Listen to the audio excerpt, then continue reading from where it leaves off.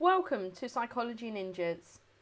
Today we're tackling factors affecting obedience, specifically looking at situation and culture.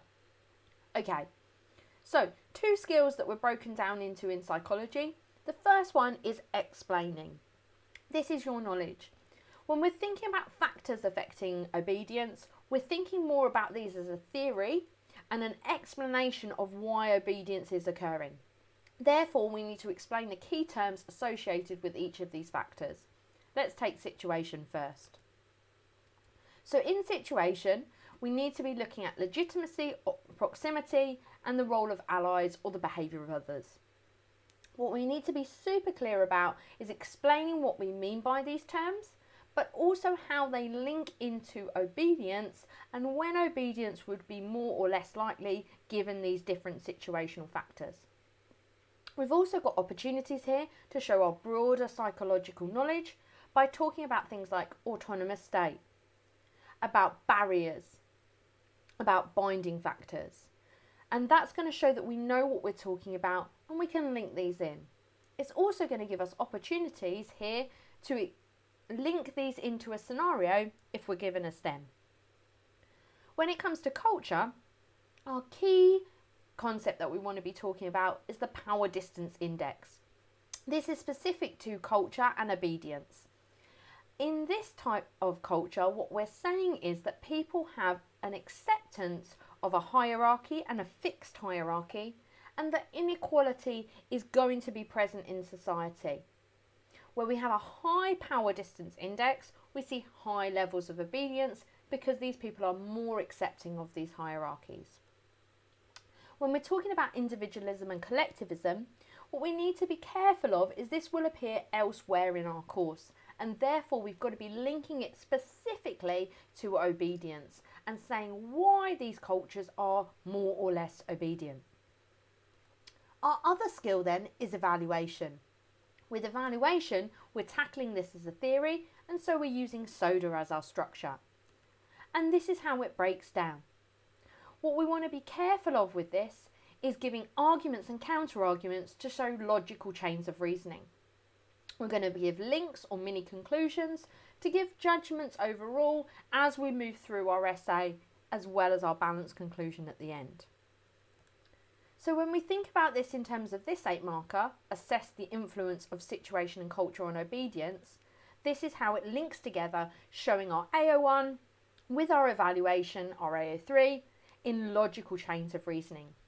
So we're going to start by explaining legitimacy and proximity, and we're going to say there's research to support that. And we're going to use Sadiq and Jackson here in terms of supporting legitimacy of authority, but we could use other pieces of research such as rundown office block.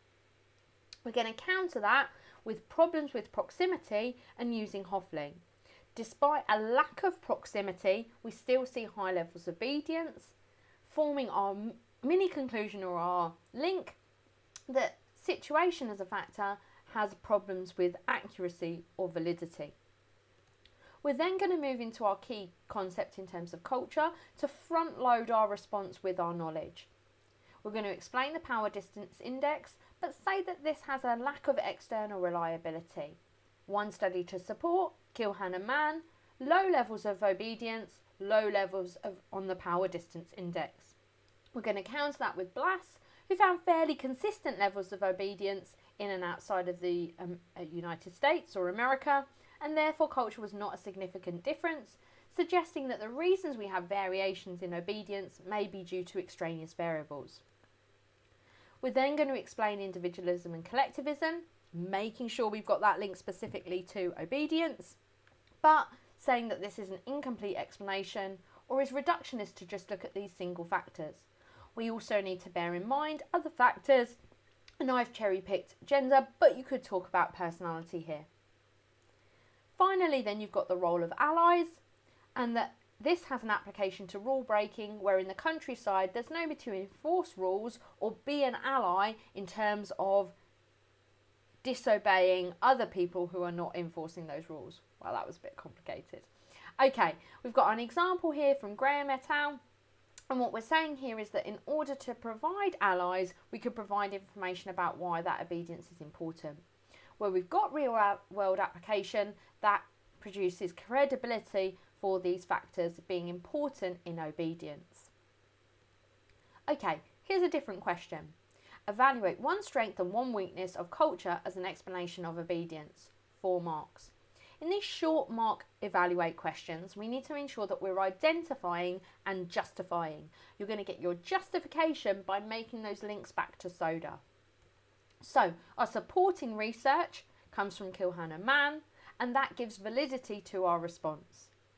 Alternatively, we're going to say a problem with this is Blass's research, because we've got a lack of external reliability and consistency. We don't have culture is not a significant factor because levels of obedience are consistent worldwide.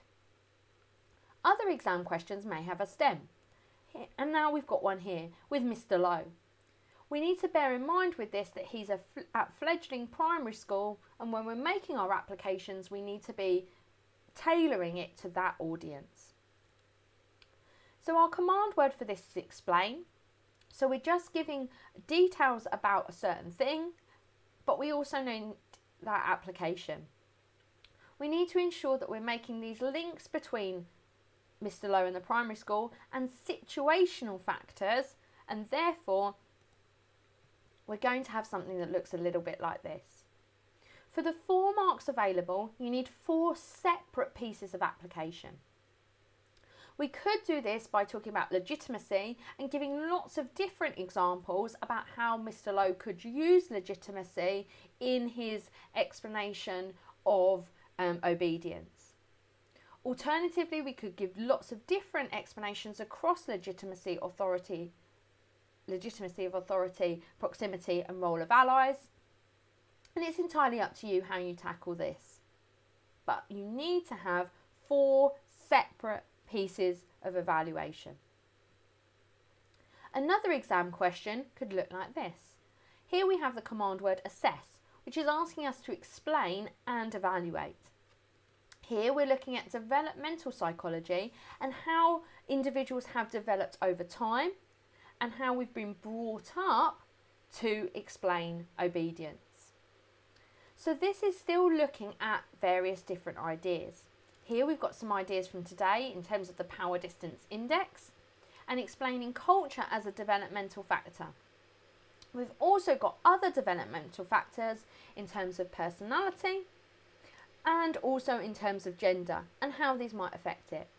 We can see here that situational factors come in as our counter argument here, our different explanation that it's not developmental, it's about the environment that we're being subjected to. Okay, in that specific instance. Okay, hopefully that helps you tackle factors affecting obedience, specifically focusing on situation and culture.